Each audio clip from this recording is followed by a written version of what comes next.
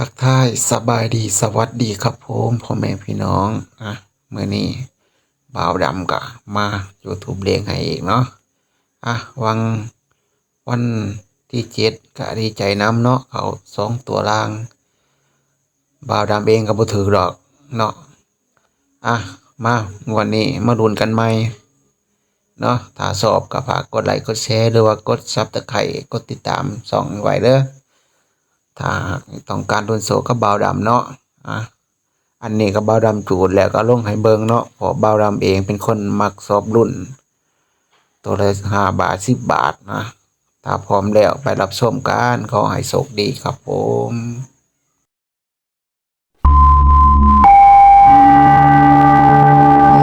นะโมตัสสะภะคะวะโตอะระหะโตสัมมาสัมพุทธัสสะนะโมตัสสะภะคะวะโตอะระหะโตสัมมาสัมพุ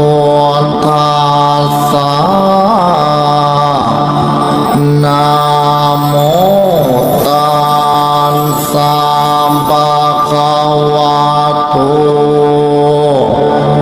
อะระหะโตสัมมาสัมพุทธัสสะ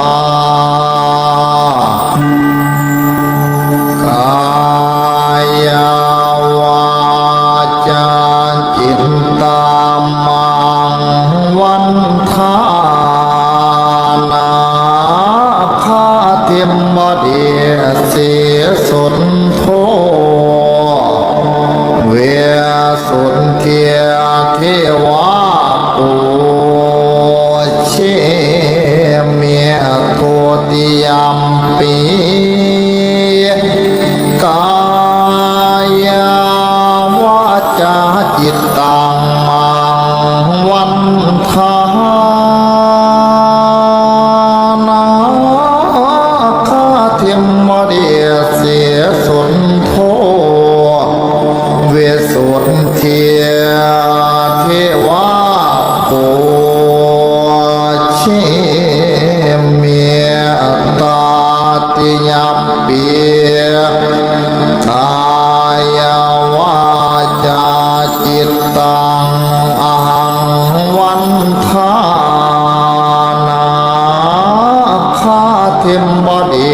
เสียสุนโทเวสุนเทียมเทวาปูเชเมียเมตตัญจามาลาโพเบียยุนาคาคันธาปริตั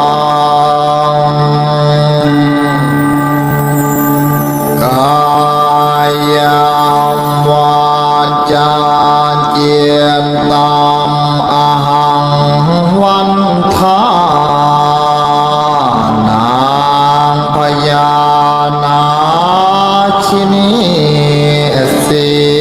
ยปฐุมมาเวสุนเทียเทวีปัวเชเมียทัวติยมปีกาวาจาจิตตังวันทานางพญานาคินีเสียปฐุมมาวิสุทธิเทวีปัวเชเมียตาติยมปีก